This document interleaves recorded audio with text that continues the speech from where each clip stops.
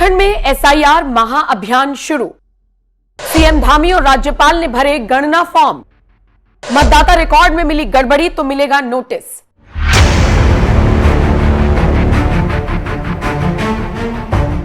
नमस्कार, स्वागत है आप सभी का। आप देख रहे हैं एनएमएफ न्यूज, आपके साथ मैं हूं नमता चौधरी। उत्तराखंड में 2027 में विधानसभा चुनाव होने हैं और कौन इस बार उत्तराखंड का मुख्यमंत्री बनेगा, किसकी सत्ता में वापसी होगी या फिर एक बार फिर से बीजेपी को मौका मिलेगा, देखना दिलचस्प रहने वाला है। लेकिन उससे पहले जो बेसिक चीजें हैं उन पर काम करना चुनाव आयोग ने शुरू कर दिया है।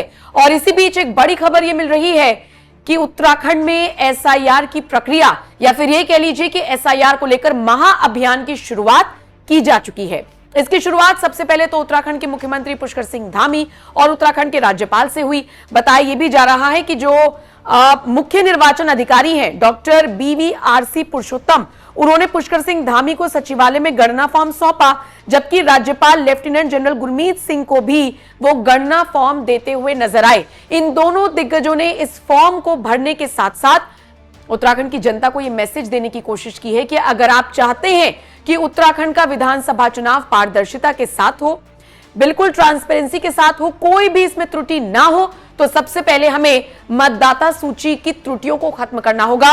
अगर कोई माइग्रेट कर गया है, कोई उस जगह पर मौजूद नहीं है या फिर कोई इस दुनिया में मौजूद नहीं है, उसके बावजूद उसके नाम पर वोट डाला जा रहा है या उसका वोटिंग राइट अभी भी किसी ने बचाकर रखा है, तो ऐसे लोगों के खिलाफ एक्शन होगा। तत्वाधान में ये एसआईआर की प्रक्रिया हो रही है और वो पूरी सही तरीके से हो और पात्र लोगों के नाम वोटर लिस्ट में आए और जो अपात्र हैं या जिन्होंने घुसपैठ की है, जिन्होंने संदिग्ध अवस्था में रहते हैं या जिनका लेना देना नहीं है, जो बहुत सारे लोग इस दुनिया में नहीं है, ऐसे लोगों के नाम भी हैं, उसका शुद्धिकरण हो जाएगा, एक अच्छा फिगर निकल के आएगा। देवभूमि का माहौल बिगाड़ने की जो लोग कोशिश कर रही हैं, जो घुसपैठिए यहां पर बसे हुए हैं, उनके पास वक्त है थोड़ा सा, या तो यहां से निकल जाएं या फिर अपने सारे डेटा सरकार को उपलब्ध करा दें।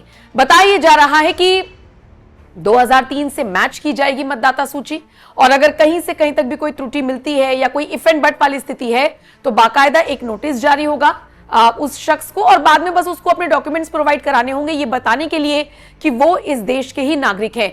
ये किसी खतरे को मोल लेने वाली बात नहीं है, ये सिर्फ एक प्रामाणिकता है कि आप इस देश के, और खासकर अगर उत्तराखंड का जिक्र हो रहा है तो आप उत्तराखंड के ही रहने वाले हैं। अच्छा, एक और दिलचस्प बात यह है कि सरकार ने एक नई सुविधा की शुरुआत की है जिसमें तमाम BLO पहुंचेंगे लोगों के घर में। चुनाव आयोग भी इसमें सक्रिय भूमिका निभा रहा है और निर्देश ये दिए गए हैं कि BLO घर घर तक पहुंचेंगे, सत्यापन की कोशिश करेंगे और अगर किसी को कोई दिक्कत है तो BLO से सीधा संपर्क किया जा सकता है। देखिए, एसआईआर की प्रक्रिया जनपद में प्रारंभ हो चुकी है और भारत निर्वाचन आयोग के डायरेक्शंस में आज से सभी BLOs घर घर जाके इन्विटेशन फॉर्म डिस्ट्रीब्यूट कर रहे हैं। वो फॉर्म्स भरने के बाद जो हमारे वोटर्स होंगे वो उस फॉर्म को लौटाएंगे, EROs उसको परीक्षण करके अपनी वोटर लिस्ट जारी करेंगे। उसके बाद दावे और आपत्तियों की प्रक्रिया शुरू होगी और फिर फाइनल वोटर लिस्ट जो होगी वो 15 सितंबर को रिलीज की जाएगी। इस पूरी प्रक्रिया में अगर कोई वोटर अगर ये समझता है कि उसका नाम नहीं है तो वो फॉर्म 6 साथ में भर सकते हैं और साथ ही अगर कोई और भी आपत्ति होती तो उसको भी दिया जा सकता है। सभी EROs की ट्रेनिंग करा दी गई है। राजनीतिक दलों के साथ प्रत्येक सप्ताह हम बैठक करते हैं। आज उसकी कड़ी में आज फिर से बैठक की गई थी जिसमें सभी राजनीतिक दलों ने प्रतिभाग किया और पूरी प्रक्रिया में सहयोग देने की बात की है। 7 जुलाई तक डिजिटलीकरण होगा। बताया तो यह भी जा रहा है कि निर्वाचन विभाग ने प्रदेश के सभी 11,733 बूथ लेवल अधिकारियों को गणना फॉर्म उपलब्ध करा दिए हैं और BLO को अब घर घर जाना होगा। इसके अलावा खबर यह भी मिल रही है कि बुक अ कॉल व्यवस्था इसकी शुरुआत की गई है, जिसमें अगर आपको कोई दिक्कत आ रही है तो आप BLO को फोन कर सकते हैं। वो सीधा आपके घर पर पहुंचेंगे और आपकी जितनी भी परेशानियां हैं उनका समाधान करने की कोशिश करेंगे।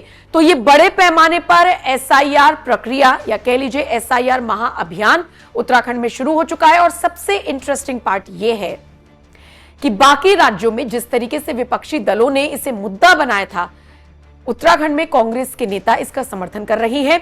खबर यह भी मिल रही है कि कांग्रेस के कई ऐसे बड़े दिग्गज नेता हैं जैसे कि कांग्रेस प्रदेश अध्यक्ष गणेश गोदियाल, जिन्होंने मतदाता सत्यापन को लोकतंत्र की मजबूती से जोड़ते हुए कह दिया कि यह बहुत जरूरी है और ये होना चाहिए। ये सबसे बड़ी ताकत है। शुद्धता बनाए रखना प्रत्येक नागरिक की जिम्मेदारी है।